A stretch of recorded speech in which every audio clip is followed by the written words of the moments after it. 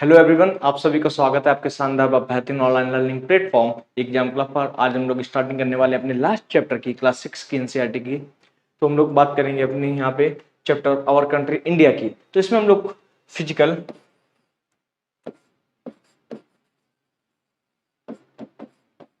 इसको हम लोग बोल सकते हैं ज्योग्राफिकल व्यू और administrative,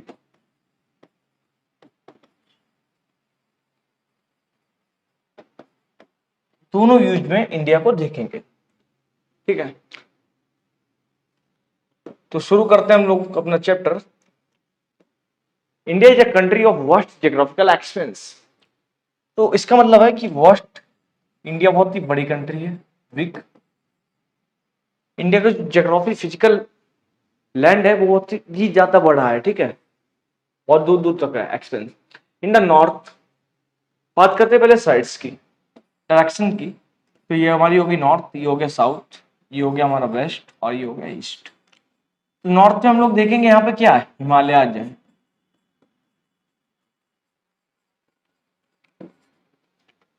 in the north it is the bounded by Lofty Himalayas.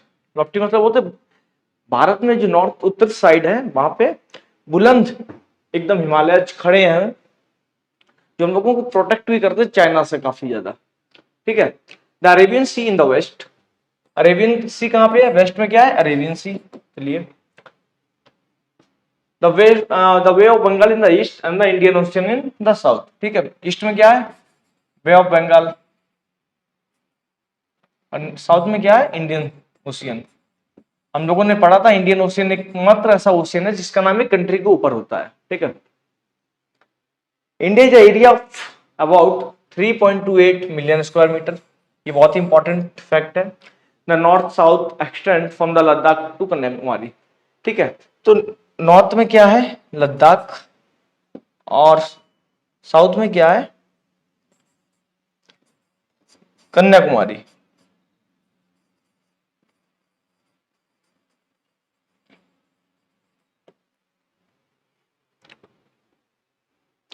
और उसके बीच की डिस्टेंस कितनी है, करीबन 3200 kilometre.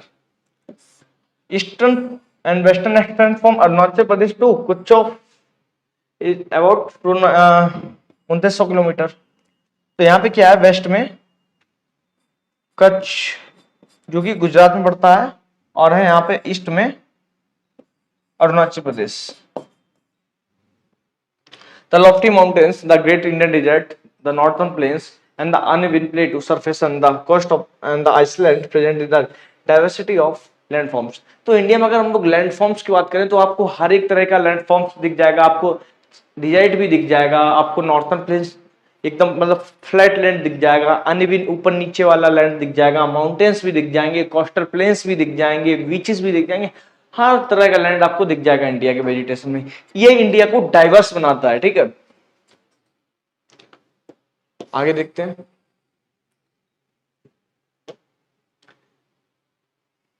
There is a great variety of climate. India में आपको हर तरीके का क्लाइमेट मिल जाएगा। आप देखेंगे अगर नॉर्थ में तो वहां पे सर्दी होती है। ठीक है, आप अगर देखेंगे साउथ में तो वहां पे मॉडरेट क्लाइमेट रहता है, क्योंकि पेनिनसुलर रीजन है, कोस्टल एरिया है, तो मॉडरेट रहता है। आप अगर देखेंगे दिल्ली वाले रीजन में तो आपको आपको तीनों क्लाइमेट मिल जाएंगे। ठीक है, वेजिटेशन भी आपको हर एक मिल जाएगा आपको। तो यहाँ पे डाइवर्स वेजिटेशन भी है। आपको लैंग्वेजेस, आपको इंडिया में लगभग 22 लैंग्वेजेस बोली जाती हैं। ठीक है, तो आपको यहाँ पे डाइवर्सिटी मिलेगी और उसमें एक यूनिटी भी मिलेगी जो हमारे ट्रेडिशन में झलकती है। ठीक है, जो हम लोगों को पॉइंट करती है वन नेशन के लिए। India is a population of more than 120 crore. ठीक है, 120 करोड़ ही कब थी, अगर हम लोग 2011 के जो सेंसस की बात करें, 2011 में जो जनगणना हुई थी, जो सेंसस ऑफ इंडिया हुआ था, तब उसमें मोर देन 120 करोड़ पॉपुलेशन थी इंडिया की। लेकिन अगर अब की बात करें तो हम लोग 150 करोड़ टच कर चुके हैं 2023 में। It is the second most populous country, और चाइना के बाद India second most populous country है। ठीक है, अगर हम लोग बात करेंगे अब इंडिया की लोकेशन के बारे में, लोकेशनल सेटिंग ऑफ इंडिया। ठीक है, तो इंडिया की लोकेशन कहाँ पे है, अगर हम लोग ज्योग्राफिकली देखेंगे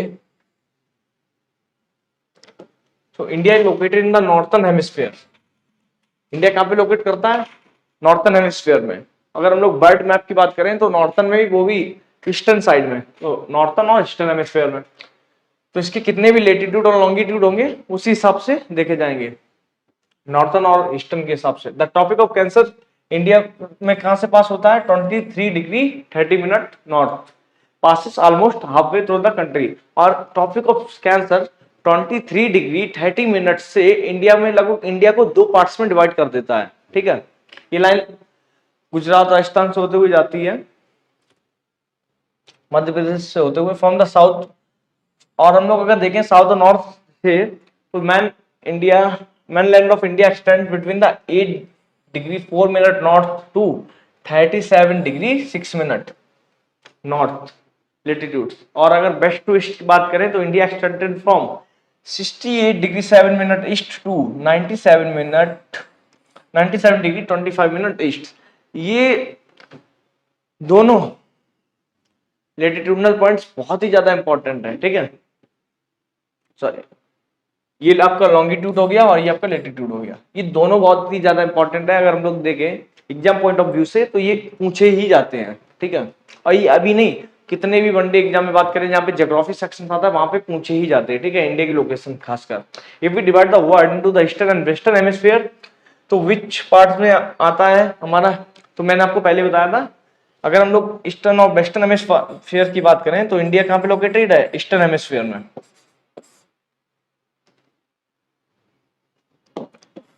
चलिए अब आगे का पार्ट देखते हैं। As you have learned earlier, the local time changes by the 4 minute for every 1 degree. हम लोगों ने लेटीट्यूड और लॉन्गिट्यूड वाले चैप्टर में देखा था, अगर हम लोग 1 डिग्री आगे मूव करते हैं तो 4 मिनट से टाइम हमारा चेंज होता है, ठीक है। The sun rise about the 2 hours earlier. तो इसी प्रकार से अरुणाचल प्रदेश में जो सूरज होता है वो 2 घंटे पहले राइज कर जाता है, ठीक है। गुजरात और अरुणाचल प्रदेश के टाइमिंग में 2 घंटे का फर्क होता है, ठीक है। In the west of Gujarat, you have already read earlier the local time of the longitude of 82 degree 30 minute. हम लोगों को ये भी पता है 82 डिग्री 30 मिनट ईस्ट क्या है? इंडिया का स्टैंडर्ड टाइम, ठीक है। The meridian of longitude is also termed as standard meridian of India. ये जो यूपी के मिर्जापुर से जाता है, standard meridian of India. UP में एक डिस्ट्रिक्ट है मिर्जापुर, आपने वेब सीरीज में भी बहुत सुना होगा इसका नाम, वहीं से ही होके गुजर के जाता है, ठीक है। अब बात करेंगे हम लोग इंडिया के नाइबर्स की। कहना तो नहीं चाहिए पर हमारा एक पड़ोसी भी है पाकिस्तान, उसको तो आप बेखूबी से जानते होंगे, और चाइना। लेकिन इसके साथ साथ हमारे और भी पड़ोसी हैं।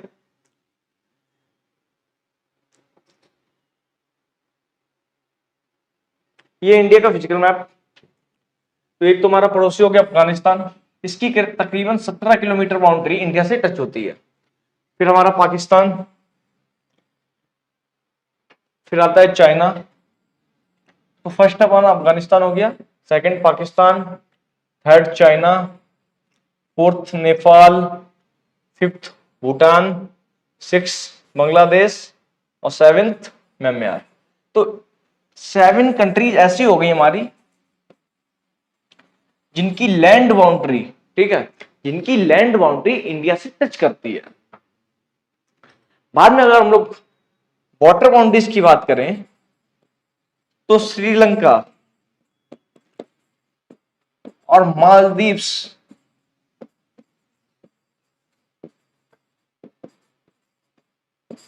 ये भी हमारी पड़ोसी हैं, ठीक है, लेकिन इनकी वाटर बाउंड्रीज टच करती हैं।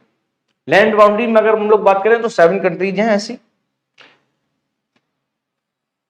ये लद्दाख हो गया और नीचे कन्याकुमारी। अब फुल मैप स्क्रीन में आ नहीं रही है, चलिए आगे देखते हैं। ये देखिए वाटर बाउंड्रीज की बात करें तो मालदीव्स भी इंडिया का पड़ोसी है और श्रीलंका भी। और इंडिया और श्रीलंका को एक स्ट्रेट जो डिवाइड करता है उसका नाम क्या है? पॉलिक स्ट्रेट, ठीक है।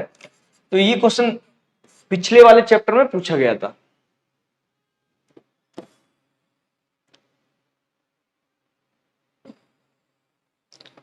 ये इंडिया का पॉलिटिकल मैप है। एक्चुअली में हम लोग बात करें इस न्यू मैप में जम्मू कश्मीर और लद्दाख दोनों को यूटी बना दिया गया, और इंडिया का एक्चुअली में ऐसा मैप है नहीं, क्योंकि यहां से इंडिया लगभग पीओके कट हो जाता है, पाक ऑक्युपाइड कश्मीर, और यहां से अक्साई चीन, जिसको अक्साई चाइना भी बोलते हैं, ठीक है, क्योंकि चाइना ने भी जम्मू कश्मीर के लद्दाख के रीजन पे कब्जा कर रखा है, और पाकिस्तान ने कश्मीर के रीजन पे, लेकिन इंडिया इसको अपना पार्ट बोलता है, ठीक है।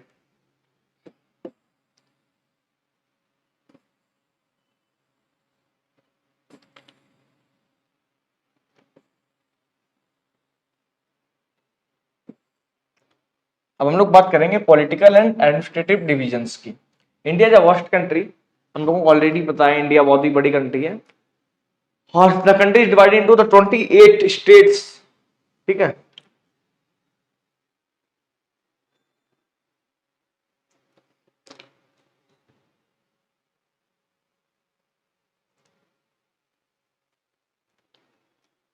चलिए इंडिया के मैप को यहां पे समझते हैं।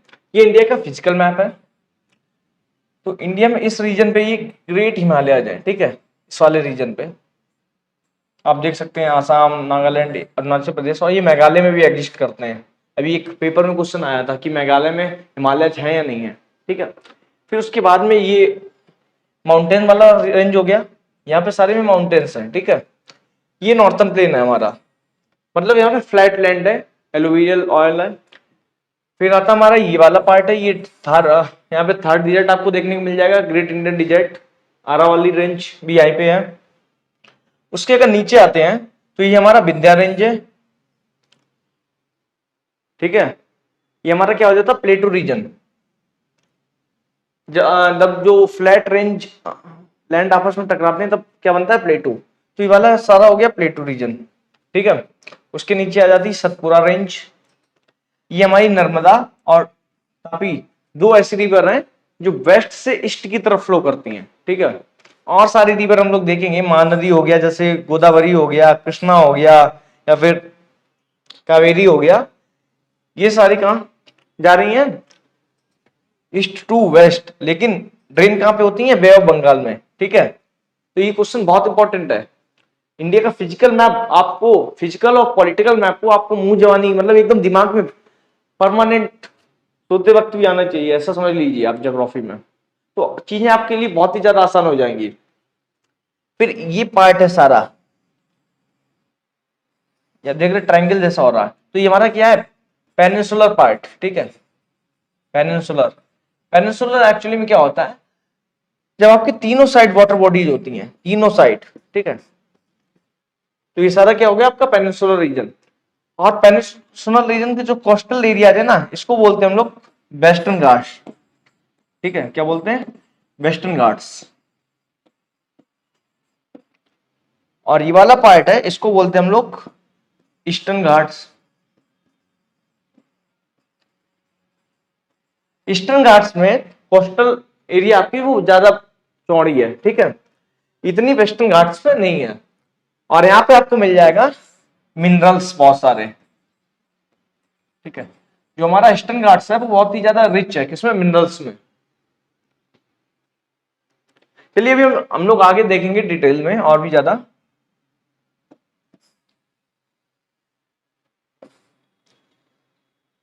और जो हमारी दिल्ली है, उसको हम लोग दिल्ली भी बोलते हैं, वो हमारी नेशनल कैपिटल है, ठीक है। तो इंडिया में कितने 28 कंट्री, सॉरी 28 स्टेट्स, 8 यूटी, और इंडिया की कैपिटल क्या है, Delhi. The state have been form mainly on the basis of language.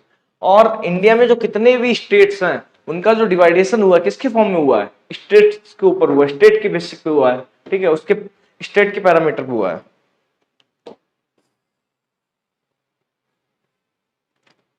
अगर हम लोग बात करें फिजिकल डिवीजन की, तो India is marked by the diversity of physical features such as mountain, plateau, plains, coasts and islands standing at the sentimental in the north of the lofty snow capped mountain. मतलब बर्फ से भरे हुए हिमालय, हम लोग देखें हिमालय का word means adobe of snow, adobe माने होता है घर, ठीक है। तो हिमालयस में क्या है, आपको स्नो मिल जाएगा देखने को, ठीक है। The Himalayan mountain are divided into the 3 parallel ranges. तो हिमालयन माउंटेन कितनी रेंजेस में बटा हुआ है, 3 रेंजों में। तो सबसे पहले कौन सी है, द नॉर्थन मोस्ट कौन सी है, ग्रेट हिमालय द हिमाद्री। तो सबसे पहले क्या आ जाता है, हिमाद्री, ये नॉर्थन मोस्ट है, ठीक है। उसके बाद में देखते हैं कौन सी, the world highest peaks are located in this range. Himadri में आपको सबसे बड़ी जो रेंजेस देखने को है श्रृंखला, वो देखने को मिलेंगी। द वर्ल्ड हाईएस्ट, फिर आता है मिडिल हिमालय, जिसको हम लोग बोलते हैं हिमाचल, ये मिडिल में हमारे, ये आपको मोस्टली हिमाचल प्रदेश में देखने को मिलेंगी, ठीक है। Right to the south of the Himadri many popular hill station are situated here. Find out the names of the 5 hill stations. ये आपकी बारी है, आपको ढूंढ निकालना है कि कौन से 5 हिल स्टेशन है जो इस रेंज में लोकेटेड है। फिर हम लोग बात करते हैं Shivalik is the outer most, sorry south southern most range. फिर कौन सी है, शिवालिक। तो सबसे पहले आता है हमारा हिमाद्री, फिर आता है हिमाचल और फिर आता है Shivalik. The northern India plains lies to the south of the Himalayas, ठीक है। मैंने देखा था सबसे पहले नॉर्थन में क्या था हमारा, हिमालयन रेंज थी, फिर उसके नीचे आता है नॉर्दर्न प्लेन्स, ठीक है। They are generally level and flat, वो फ्लैट होते हैं एकदम वहां पे, इसीलिए एग्रीकल्चर प्रोडक्शन बहुत अच्छा होता है। These are form by the alluvial deposits, alluvial deposits से ये फॉर्म होते हैं, and left down by the rivers the Indus and the Ganga, the Brahmaputra and the tributaries. Tributaries में आपको बता दूं, एक रिवर से तो छोटी छोटी रिवर्स निकलती हैं, ठीक है, उनको ट्रिब्यूटरीज बोलती हैं। और जो अपना पानी का डिस्चार्ज करती हैं एक मेन रिवर में, तो जैसे गंगा यहाँ पे क्या हो गई है, गंगा एक रिवर है और इसकी राम गंगा ट्रिब्यूटरीज हो गई इसकी, ठीक है। अगर हम लोग बात करें आगे, this is a reason for the high concentration of the population on this plain. और वहां पे लैंड बहुत ज्यादा फर्टाइल है, कल्टीवेशन भी अच्छा होता है, प्रोडक्शन भी अच्छा होता है, और इसीलिए ये रीजन है, वहां की पॉपुलेशन काफी ज्यादा हाई है, ठीक है। अब वेस्टर्न की बात करें, the western part of the India lies in the great Indian desert, ठीक है। तो इंडिया की जो बेस्ट पार्ट की अगर बात करें, वहां पे ग्रेट इंडियन डिजर्ट यानी कि थर्ड डिजर्ट है। तो वहां पे बहुत ही ज्यादा ड्राई रीजन है, हॉट रीजन है, और वहां पे आपको दिखेंगी धूल उड़ती हुई, ठीक है, बहुत ही ज्यादा ठंडी है। It is very little vegetation, और वहां पे जो वेजिटेशन है, कल्टीवेशन है, प्रोडक्शन है, प्लांटेशन है, बहुत ही कम देखने को आपको मिलेगा, ठीक है। आप देखेंगे वहां पे ज्वार बाजरा जैसी खेती होती है। टू द साउथ की अगर बात करें, south of the northern plains peninsular plateau वहां पे लाइज करता है, ठीक है। It is triangular in shape, मैंने आपको पहले ही बताया था। The relief is highly uneven, ठीक है। अनइवन मतलब बोल सकते हैं ऊपर नीचे रेंज है, पहाड़ी एरिया है, एकदम फ्लैट लैंड आपको वहां पे देखने को नहीं मिलेगा। This is a region of numerous hill ranges and valleys, ठीक है। इसीलिए वहां पे बहुत ही ज्यादा हाई हिल रेंजेस और वैलीज हैं। Aravali hills the one of the oldest range of the world, ठीक है। Border it on the north western side. मैंने आपको बताया था the Vindhyas and the Satpura range, जो वेरी इंपॉर्टेंट रेंज है, वो आपको वहां से देखने को मिलेगी। फिर हम लोग बात करते हैं the rivers Narmada and the Tapi flow through these ranges. मैंने बताया था ये बेस्ट फ्लोइंग रिवर्स हैं, जो कहां पे ट्रेंड होती हैं, अरेबियन सी में, और द वेस्टर्न घाट्स और द सह्याद्रीज ने बोलते हैं। Border the plateau in the west and the eastern Ghats provide the eastern boundary, ठीक है। तो मैंने बताया था आपको, जो वेस्टर्न घाट्स है इंडिया का, वो आपको वेस्टर्न बाउंड्री देती है। वहां की वेस्ट में क्या है, अरेबियन सी, और ईस्टर्न बाउंड्री में के ईस्ट में क्या है, bay of Bengal. While the eastern Ghats are almost continuous, the eastern Ghats are the broken and uneven, ठीक है। एक्चुअली में जो नॉर्थ सॉरी साउथ इंडिया इस टाइप में है, ये वेस्टर्न घाट्स है, उठा हुआ है, और अगर हम लोग ये ईस्टर्न घाट्स की बात करें तो इस स्लोप टाइप में है, ठीक है। The plateau is rich in minerals like coal and iron ore.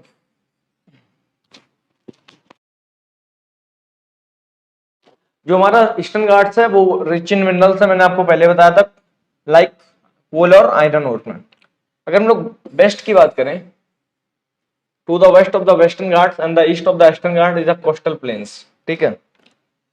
Western घाट के वेस्ट में क्या है और ईस्टर्न घाट के ईस्ट में क्या है, कोस्टल प्लेन्स, ठीक है।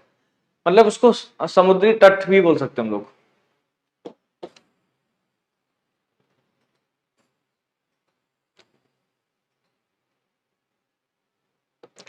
Coastal plains are the very narrow, ठीक है। मैं आपको बता दूं जो वेस्ट साइड के कोस्टल प्लेन्स हैं वो बहुत ही छोटे हैं, ईस्टर्न साइड के कोस्टल प्लेन्स बहुत ही ज्यादा चौड़े हैं, और इसीलिए ईस्टर्न साइड पे, ईस्टर्न प्लेन्स पे आपको, ईस्टर्न घाट सॉरी, बहुत ही ज्यादा ईस्ट फ्लोइंग रिवर्स मिल जाएंगी, जैसे महानदी हो गया, गोदावरी हो गया, Krishna and Kaveri.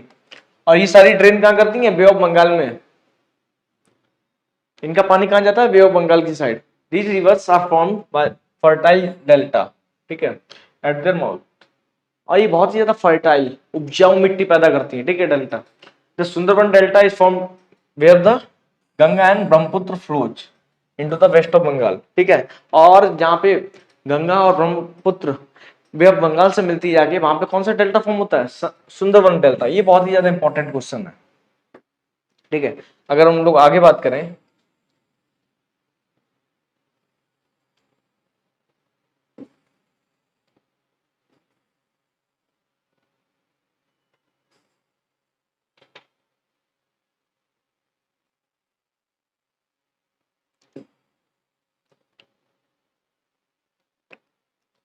The two groups of islands.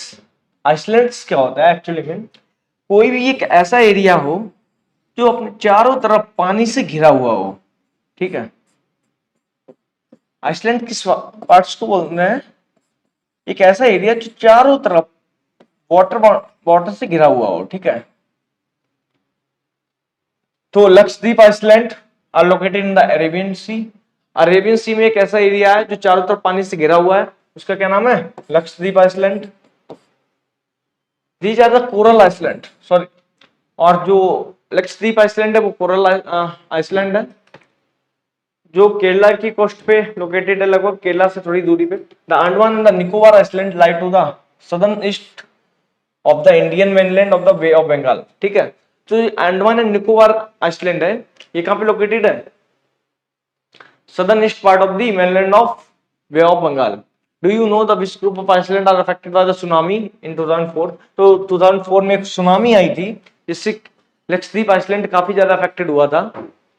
तो find out the newspaper reports and by the speaking to the people how in the different way people face the challenge when tsunami struck in the Indian coast, ठीक है। Tsunami is a huge sea wave.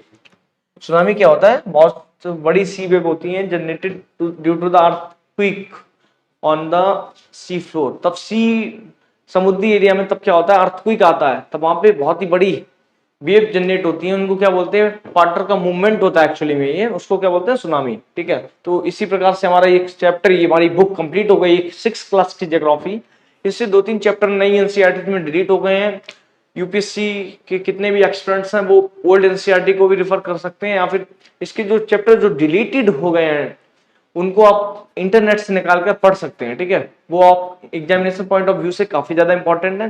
अब हम लोग starting करेंगे class 7th की NCERT geography की बहुत ही जल्द। तब तक के लिए पढ़ते रहिए, मुस्कुराते रहिए, धन्यवाद।